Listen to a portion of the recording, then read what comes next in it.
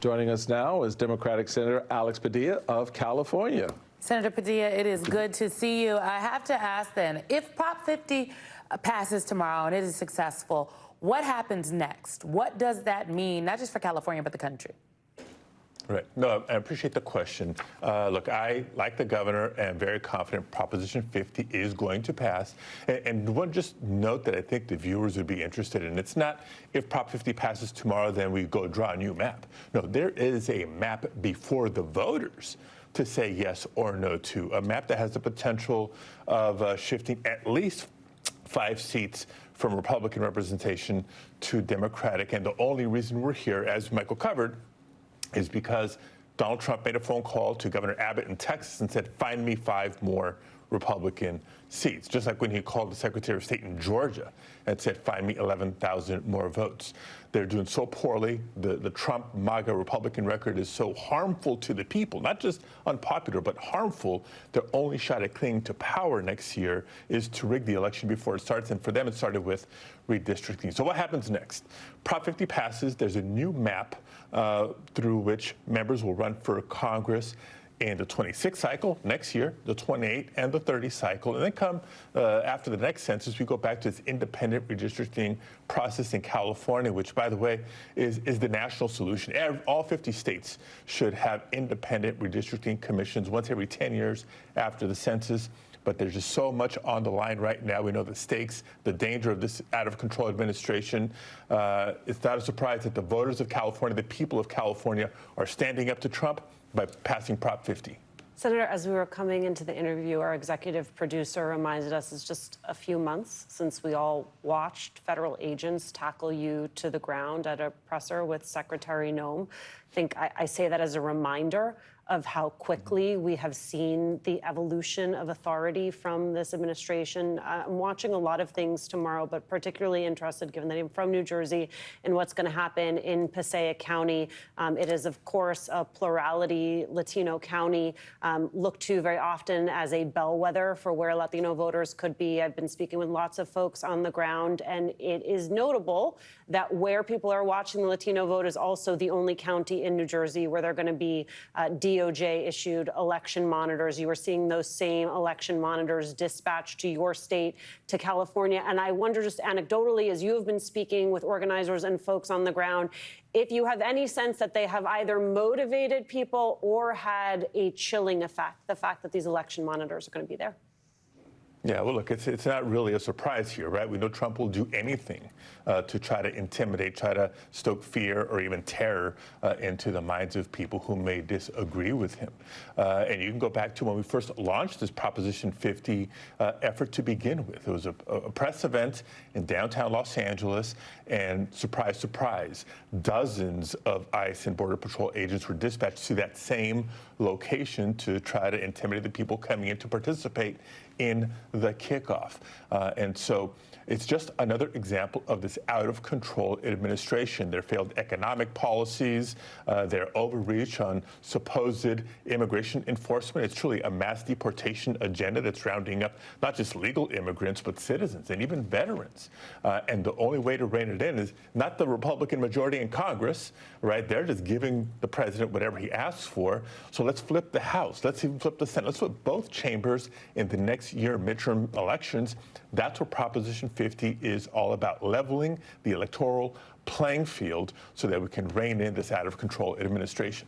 So, Senator, one other thing that I think that's important as we have this happening in your state on the redistricting issue.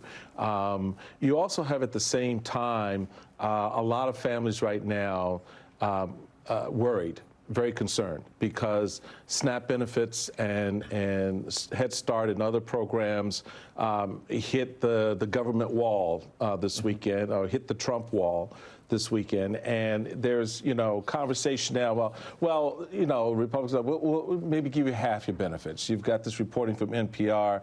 The Trump administration says it will restart SNAP food benefits, but it will pay out only half the amount people normally get. The administration warns there could be lengthy delays before benefits get into the hands of low-income families who depend on SNAP to put food on their table. as those voters go to the polls tomorrow, not just in your state on Prop 50, but for selecting a governor in New Jersey and Virginia, dealing with judges in Pennsylvania, and elsewhere local elections around the country, these families now have something else that they have to consider. Right.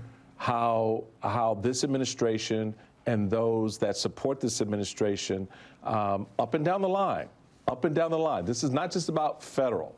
This touches everything. State government, as a former state official, I can tell you, when the feds messed up, state people felt it too, right? Right. Talk about that. How does that inform the voter, knowing that the president's talking about, oh, well, I'll give you half of what you are due to feed your family? Look, the contrast could not be clearer. You know, to your point, I know there's millions of families across the country that were struggling before, struggling even more now. We can talk about the cost of groceries and how they have gone up, not down, under this administration. The cost of health care. That's what this government shutdown fight has been all about, trying to keep premiums from spiking. Democrats are fighting for affordable health care and access to health care. Republicans are trying to make it worse. And now just this yet another example, SNAP benefits. We're talking children in need. We're talking seniors in need. Sometimes their only way to get a healthy meal is through the assistance of SNAP. What does Donald Trump do? He wants to cut it. And he says, well, if a court mandates me, then I guess I'll return some of this money. Right. Really? Right. That's your value system? And guess what? Courts have said, yes, there's an emergency fund established just for moments like this. If government funding hits a snag, use this emergency pot of money to keep people in need whole when it comes to basic nutrition. And there's other pots that the court says is eligible for shifting for the time being to keep, people fed, kids fed, seniors fed. And Trump says, nah, not going to do that. Right. That's the contrast people have in mind. The 7 million people whose ballots have already come in California are very well aware of this. People going to the polls in multiple states, like you said, state and local elections. And this is a contrast people will keep in mind next year in the midterms. Tomorrow is the midpoint. 1 year from last November, but now one year and counting down till next November. There you go. Senator Padilla, usually we wouldn't ask the senators to weigh in on the House business, but I want to get your take on Speaker Johnson. He is second in line to the presidency for folks out there watching. And yeah, how scary is that? He routinely doesn't seem to know about major Trump news stories. Look at these headlines. I'll read them to you. Johnson dodges question about Binance pardon after Trump said he knew nothing about it. Mike Johnson not knowing anything about Trump crypto dinner sparks fury. Mike Johnson says he's never heard of video he was already asked about. He regularly does this, at this point it's a daily press conference, and we would love to have Speaker Johnson here on our program so we could ask him about this, but I'm wondering what's your take as a United States Senator that the Speaker of the House, second in line to the presidency, seems to not be following the news of the day. Yeah. You really believe that he doesn't know, or that he chooses not to know, or he chooses not to share what he knows?